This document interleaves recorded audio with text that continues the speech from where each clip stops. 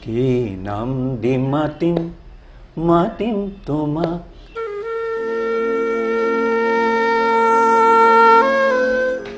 আপুনি এই সময়ত এজন সুদক্ষ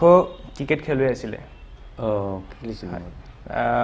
এসময়ত আপুনি অসম দলক প্ৰতিনিধিত্ব কৰাৰ সুযোগ লাভ কৰিছিল আমি যিখিনিলৈকে জানো ৰঞ্জি ট্ৰফি খেলিছিলোঁ ৰঞ্জি ট্ৰফিও খেলিছিল first class match Ranji trophy হয় হয় তিনিদিনীয়া হয়তো হয় হয় সেইটো খেলিছোঁ লাষ্টত গৈ পেলাই মই আচলতে ৰঞ্জি ট্ৰফি বুলিয়ে নহয় মই স্কুলৰ পৰাই মই খেলিছোঁ হয় হয় কটন কলেজিয়েটত পঢ়া স্কুল টীমৰ কেপ্টেইন আছিলোঁ নামনি অসম স্কুল টুৰ্ণামেণ্টত তাৰপৰা অসম স্কুল টীম এইটো কোচবিহাৰ ট্ৰফি এটা আছে এতিয়াও আছে এইটো চলি আছে এইটো অল ইণ্ডিয়া লেভেলৰ কোচবিহাৰ ট্ৰফি গোটেই ইণ্ডিয়াৰ হেৰি হয় জোনেল হিচাপত হয় তাৰে অসম টীমৰ মই মানে এবাৰ ভাইচ কেপ্টেইন আছিলোঁ এবাৰ কেপ্টেইন আছিলোঁ প্ৰথমবাৰ আমি কলিকতাত খেলিছিলোঁ হেৰি এৰিয়ানছ গ্ৰাউণ্ডত এইটো বিহাৰৰ বিপক্ষে খেলিছিলোঁ আৰু দ্বিতীয়বাৰ উৰিষ্যাৰ বিষয়ে খেলিছিলোঁ এখন অসমৰ যোৰহাটত হৈছিল খেল পিছৰ বছৰ তেনেকৈ সেইবাৰ মই কেপ্টেইন আছিলোঁ তাৰপিছত লণ্ডন স্কুল টীম আহিলে তেওঁলোকৰ বিপক্ষে খেলিলোঁ নগাঁৱত তাৰপিছত কলেজ দেওনা যেতিয়া কলেজৰ দেওনা পালোঁ কলেজৰ ইণ্টাৰ ইউনিভাৰ্চিটি খেলিলোঁ দুবছৰ বাহিৰত ভাগলপুৰ আৰু ক'ৰবাত খেলিলোঁ তাৰপিছত আকৌ আন্তঃজিলা ক্ৰিকেট খেলিলোঁ গুৱাহাটী দলৰ হৈ প্ৰায় 10-12 বছৰমান খেলিলোঁ তাৰপিছত শেষত গৈ মই ৰঞ্জি ট্ৰফি খেলিলোঁ আৰু তাৰ আগতে মই পূৰ্বাঞ্চলৰ হৈ পূৰ্বাঞ্চল মানে কলিকতা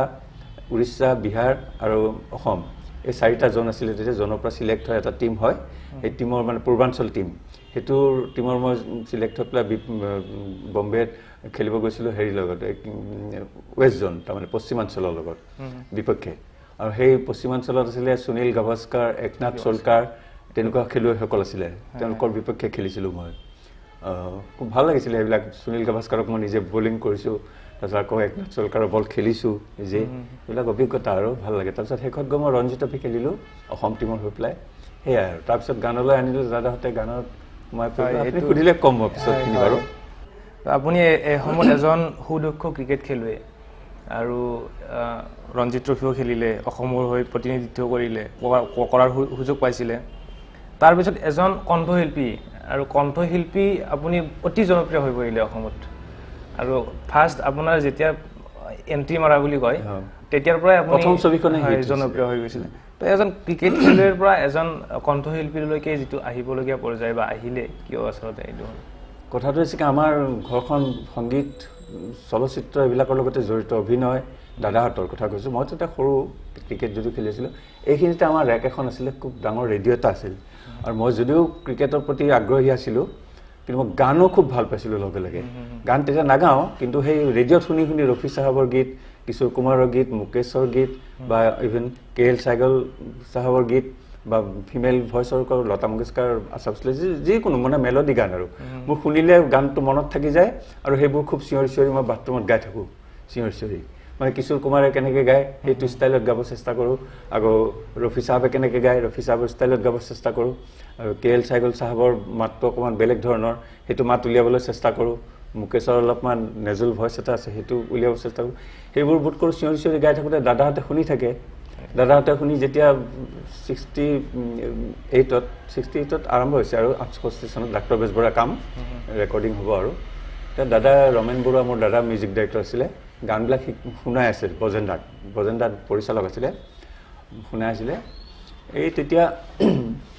এটা গীতে মোক খুব আকৰ্ষণ কৰিলে মানে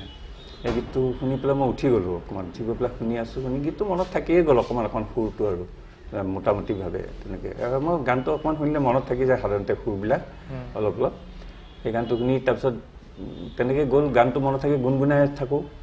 গধূলি খেলা ধূলা কৰি পেলাই আহিছোঁ আহি অকণমান বহোঁ আগফালৰ বেঞ্চখনত বজেন্দা সংগীতৰ মানুহ যদিও পৰিচালনাত হাত দিলে পিছলৈ দ্বিতীয় ছবি আছিলে ডাক্তৰ বেজবৰুৱা বজেন্দাৰ আচলতে সংগীতৰে মানুহ তেওঁ সংগীতজ্ঞ গতিকে মোক মাতিলে আছোন আহা বোলো হাৰমনিয়ামটো নিজে বজাই পেলাই স্বৰলিপি আছেই মোক ক'লে তই অকণমান গাচোন মোৰ লগত এইটো গান গা বুলি কৈ পেলাই মই গালোঁ মই এনেই ধেমালিতে ক'লোঁ মোক চিনেমাত এটা কোৰাছ তোৰাছ গাব চান্স দিবিচোন বজেন্দাই ক'লে কোৰাছ নালাগে ভালকৈ গাবি চ'ল' গাবি তেতিয়া মই চ'ল' তল' কি বুজিয়ে নাপাওঁ আকৌ খেলাৰ মানুহ ক্ৰিকেটৰ মানুহ তাৰমানে শব্দটো জানো চ'লৰ অৰ্থটো জানো কিন্তু মানে গানত যে চ'ল' গাব লাগে কি এইটো নাজানো আৰু গালোঁ তাৰপিছত গানটো খুব ভাল লাগিলে সেইটো আৰু গুণগুণাই থাকোঁ বাথৰুমত তেনেকৈ গ'ল পিছদিনাখন ৰমেনদাই বাকী 3টা গানো শিকাই দিলে পুৰুষ কণ্ঠ 4টা গান আছিলে সৰ্বমুঠ সেই 4টা গান শিকাই দিলে কমপ্লিট শিকাই দি সম্পূৰ্ণভাৱে গালোঁ প্ৰেক্টিছ কৰিলোঁ কেইদিনমান গৈ কিছুদিন পিছত আমাৰ ইণ্টাৰ ডিষ্ট্ৰিক্ট মানে আন্তঃজিলা ক্ৰিকেটৰ ফাইনেল মই গুৱাহাটী দলৰ হৈ খেলিম আৰু NF ৰেলৱে দলৰ বিপক্ষে মালিগাঁও ষ্টেডিয়ামত ৰেকৰ্ডিঙত যোৱাৰ 7 দিনমান আগত সেইখন খেলি পেলাই আমি চেম্পিয়ন হ'লোঁ ইণ্টাৰ ডিষ্ট্ৰিক্ট আন্তঃজিলা ক্ৰিকেটত খুব ভাল লাগিছে আৰু তাৰ উপৰি বেছি ভাল লাগিছে আকৌ গান গাবলৈ যাওঁ তাৰপিছত 7 দিনমান পিছত ৰমেনদাৰ লগত গ'লোঁ কলিকতালৈ গৈ পেলাই এদিন ৰিহাৰ্চেল কৰি পেলাই গানবিলাক ৰেকৰ্ডিং কৰিলোঁ গালোঁ গানবিলাক মোৰ মাতটো শুনি পেলাই মোৰ নিজৰে আচৰিত লাগিছে এইটো মোৰ মাত হয় নে নহয় মোৰ সন্দেহ হৈছে কোনোদিন ৰেকৰ্ডিং কৰা নাই জীৱনত খেলৰ লগতহে জড়িত আছিলোঁ তাৰপিছত তেনেকৈ গ'ল কথাটো গুচি আহিলোঁ আকৌ খেল তেলৰ লগত জড়িত হৈ পৰিলোঁ তাৰ পিছৰ বছৰ 69 চনত ডক্টৰ বেজবৰুৱা ছবিখন মুক্তি পালে আৰু মুক্তি পোৱাৰ লগে লগে ইমানেই মানে দৰ্শকে বিচাৰি লাগিছে ছবিখন চাবলৈ আৰু সুপাৰ হিট ছবি হ'ল সেইখন কমাৰ্চিয়েলি হয় আপোনাৰ মানে কণ্ঠশিল্পী হিচাপে এইটো টাৰ্নিং পইণ্ট আছিলে টাৰ্নিং পইণ্ট মই কৈ আছোঁ তাৰমানে ছবিখনটো সুপাৰ ডুপাৰ হিট হ'লেই লগতে গীতবোৰো কমাৰ্চিয়েলি সাংঘাতিক হিট হ'ল আগৰ ছবিবোৰত আছিল কি আগতে 5 বছৰ 2 বছৰ 3 বছৰ মূৰে এখন ছবি ওলায় ডক্টৰ বেজবৰুৱা আগৰ কথা কৈছোঁ তেতিয়া আমিও সেই ছবি চালেও সেই গানবিলাক মনত নাথাকে কমাৰ্চিয়েলি মানে গানবিলাক ইমান হিট নহয় কিন্তু ডক্টৰ বেজবৰুৱা 4টা গানে ইমান হিট হ'ল ব্যৱসায়িক ভিত্তিত HMV তাৰমানে his masters voice gramophone company তেওঁলোকে আগতে ৰেকৰ্ডবিলাক উলিয়াই দিলে গ্ৰামোফোন ৰেকৰ্ড উলিয়াই দিওঁতে গানবোৰ চিনেমাখনো ৰিলিজ হ'ল মুক্তি পালে গানবোৰ মানুহৰ মুখে মুখে গানবোৰ ৰেডিঅ'ত বজা হ'ল কল্পতৰুত বজা হ'ল ক'ৰবাত বজা হ'ল এতিয়া মানুহৰ মুখে মুখে গানবোৰ চিনেমাখন খুব হিট হ'ল চবেই চায় চব ধৰণৰ মানুহে চায় সেই তেনেকৈ ওলাই পৰিলোঁ ওলাই পৰি সেইখন ছবি টাৰ্নিং পইণ্ট বুলি সেইকাৰণে কৈছোঁ তাৰ পিছৰ পৰা প্ৰযোজকসকলে ইমান উৎসাহ পালে ছবি কৰিবলৈ আগবাঢ়ি আহিল বিভিন্ন প্ৰযোজক আহে ছবি কৰিবলৈ তাৰপিছত চবেই মোকে বিচাৰি আহে